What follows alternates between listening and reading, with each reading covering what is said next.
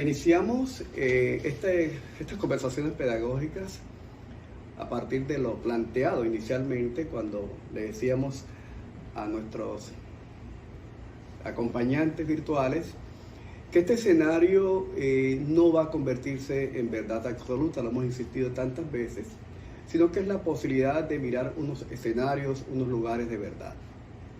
Entonces hoy en este primer momento pedagógico, vamos a llamarlo así, vamos a abordar las aulas.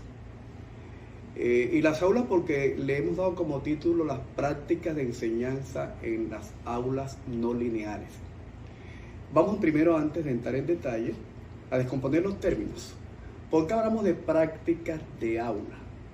Hablamos de práctica de aula porque estamos unos convencidos que el saber del maestro se conjuga, se concretiza en el aula. Y más que hablar de tratado de pedagogía, vamos a hablar de práctica de aula. Pero en nuestro conversar, somos del criterio que las prácticas de aula podemos, dividirla entre prácticas de enseñanza, atendiendo a lo metodológico, y práctica evaluativa, atendiendo a el evento evaluativo. Y estos elementos, prácticas de aula, prácticas de enseñanza y práctica evaluativa, conjugan lo que vamos a asumir como práctica pedagógica del maestro. Entonces nosotros vamos a abordar el tema de las prácticas de enseñanza en las aulas lineales. Pero obviamente al hablar de aulas lineales, entonces nos preguntaremos, bueno, pero ¿cómo así que aulas lineales? Si hablamos de aulas lineales es porque existen aulas no lineales. Entonces hoy vamos a asumir prácticas de enseñanza desde las aulas lineales. Pero antes de entrar en detalle, yo quisiera como que para ubicar un poquito el auditorio, para encontrarle sentido a eso de mirar el aula y no mirar a los sujetos, vamos a regresar un poquito a dos autores que quiero tomar como referencia o como punto de partida para el abordaje que queremos hacer en el día de hoy. Inicialmente a Michel Foucault, cuando en Arqueología del Saber nos habla de cómo el arqueólogo acude a los objetos, a los monumentos. El interrogar de los monumentos le permite a él ubicar la historia, las ideas.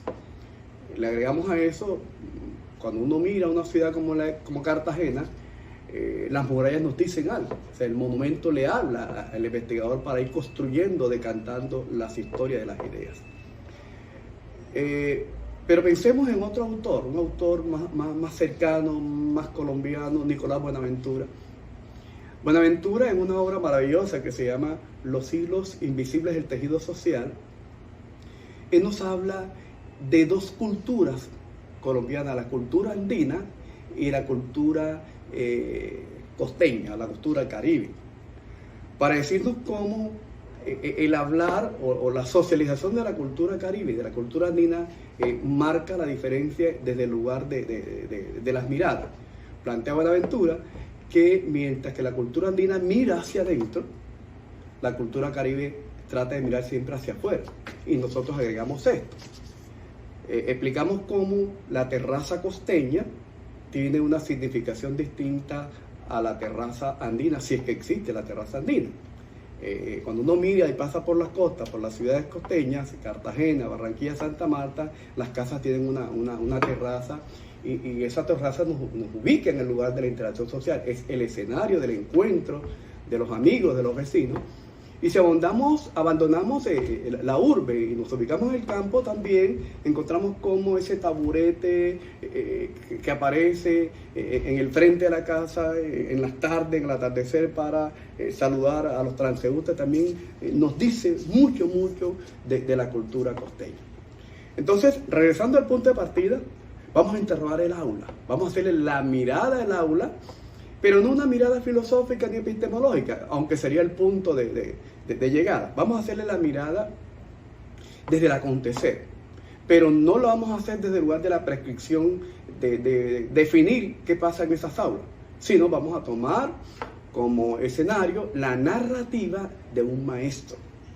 Vamos a narrar a un maestro que vivió esas aulas, que transitó esas aulas y que hizo sus prácticas pedagógicas en esas aulas. Y ese maestro es el profesor Orlando Berrío. Entonces vamos a ubicar, pues los invito a ustedes a que me acompañen a la narrativa de la práctica de aula del maestro Berrío en esos primeros años. Entonces nos encontramos con lo siguiente. El maestro Berrío, al igual que la mayoría de los maestros de la década de los 80, sale de la universidad con su maleta llena de átomos, de moléculas, de tejidos, de sistemas periódicos. En fin, él sale de la universidad con todo un cúmulo de conocimientos que para la época eran suficientes para abordar la enseñanza de los saberes escolares. El conocimiento o los conceptos definidos por las comunidades científicas. O sea, el maestro entra y su modelo de enseñanza en ese momento es sencillamente de aquellos maestros que influyeron en él. Él narra en su texto, que es el texto que hemos escrito, y que en algún momento podíamos ponerlo a consideración de los que nos observan en este momento. Él narra cómo sus primeros modelos de enseñanza fueron su maestro de biología en la educación media y su maestro de biología molecular en la universidad. ¿Y por qué? Porque eran maestros que tenían una locución extraordinaria, que captaba a sus estudiantes, captaba la atención, y era un espectáculo casi que acrobático, porque definitivamente el maestro se movilizaba de una manera tal que captaba la atención de los estudiantes. Ese es el modelo con el cual el maestro Berrío va a enfrentar esas prácticas de enseñanza. Y obviamente vamos a mirar qué pasaba allí. El maestro Berrío estaba ubicado en el centro, con la pizarra o la lámina, los estudiantes alineados en posición de escucha, con el cuaderno, y comenzaba el ritual de la clase. El maestro Berrío llegaba, inicialmente cuando existían las tizas, llegaba con sus tizas de color, rojo, azul, amarillo. Pero vamos a precisar un tópico específico del maestro Berrío para que la narrativa tenga más, digamos, lo más cercano a la realidad vivida. Entonces el maestro llegaba al tablero, después de saludar a sus estudiantes, comenzaba inicialmente a dibujar la silueta humana con la tiza blanca, y con la tiza amarilla comenzaba a dibujar el músculo cardíaco, mientras que con la tiza roja arrancaba desde el pie hasta la cabeza a dibujar todo el sistema arterial, con las azules todo el sistema venoso. Terminaba todo, digamos, el dibujo o la representación icónica del maestro. Él esperaba pacientemente que sus estudiantes terminaran, obviamente, replicar el dibujo o la representación de ese modelo científico escolar.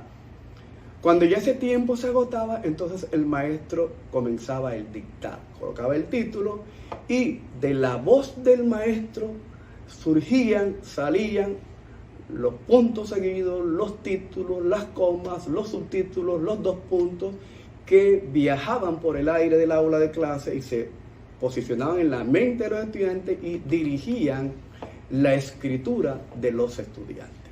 Ese era el primer momento de ese ritual, de esa práctica de enseñanza en aulas lineales.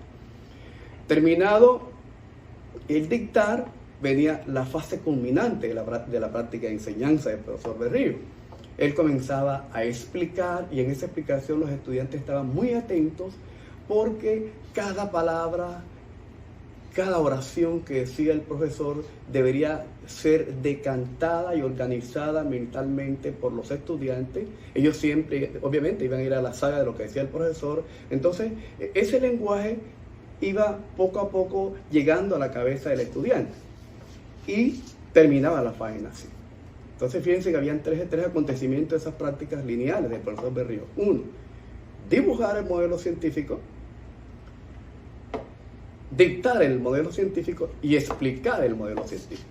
Ahora, antes de hacer el análisis, vamos a ubicar al mismo maestro Berrío en otro tiempo, porque de pronto en otro tiempo ya el maestro Berrío no enseñaba biología, que era el nombre que recibía, la enseñanza de ese saber escolar.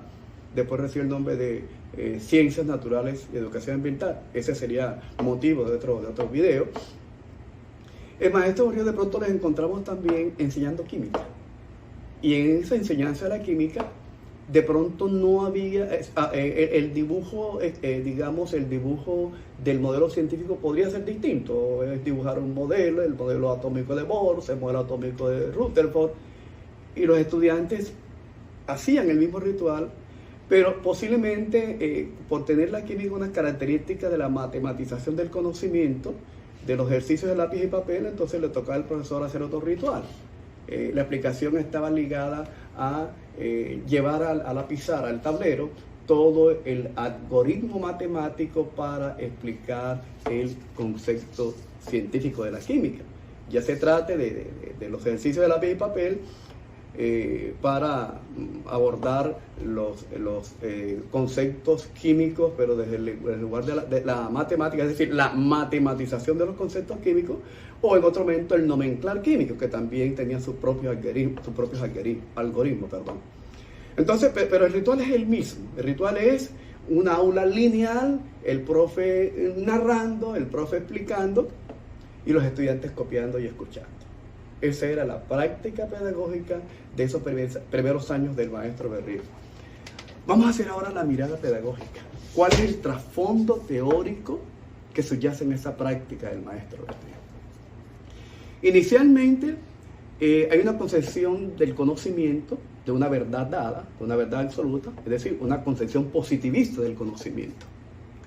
En términos psicológicos, hay una concepción de que la imagen que está en la pizarra, esa que se coloca en la pizarra, se posiciona también en la mente del estudiante. Entonces pareciera que la misma imagen que está en el tablero pasa directamente a ser representación de los estudiantes. Hoy sabemos de que son dos cosas distintas. Una cosa es la imagen que está allí en la pizarra y otra cosa es la imagen o la representación que debe construir el estudiante de ese concepto que el maestro ha tratado de construir icónicamente. Eso en el plano de una especie de psicología del aprendizaje. Pero resulta, voy a apoyarme aquí en un gran escritor francés, el señor Louis Nott, nos habla de que ese tipo de pedagogía también no solamente tiene el componente psíquico, que algunos obviamente podríamos decir que es el componente conductista, sino que también en ella, en esa práctica, hay una pedagogía de la comunicación. ¿Y por qué pedagogía de la comunicación? Porque el 90% de la práctica está cimentada en la oralidad del maestro y en la escucha del estudiante. Significa que hay un emisor, en este caso el maestro, y un receptor, en este caso el estudiante. O lo contrario, un emisor y muchos receptores, en este caso los estudiantes. Uno tendría que preguntarse, ¿será que esa carga semántica del maestro es isomórfica con la carga semántica de los estudiantes, que cada palabra, cada gesto, cada idea planteada desde la oralidad por el maestro es captada inmediatamente por los estudiantes? Frente a eso, también cabrían otros elementos. El problema de la atención. Sin duda, mantener una atención durante 30 minutos es sumamente difícil. Y por eso podríamos pensar que inclusive, volviendo al autor, nos habla de los llamados pensamientos parásitos, en el sentido que el estudiante puede estar allí oyendo pero no está escuchando. Puede estar frente al maestro y puede estar su atención centrada en otro elemento. Voy a dar a colación una anécdota que le ocurrió a un colega hace muchos años. El colega, como nosotros, salíamos casi que emocionados, jadeantes de esa oratoria que planteamos en la clase, y de pronto el colega se sorprende cuando un estudiante le llama la atención, le dice, profe, maestro dice, ¿hay alguna pregunta? Y la niña dice, profe, yo quiero preguntarle, ¿por qué usted cuando habla, cuando está explicando, se le mueve esta campanita aquí?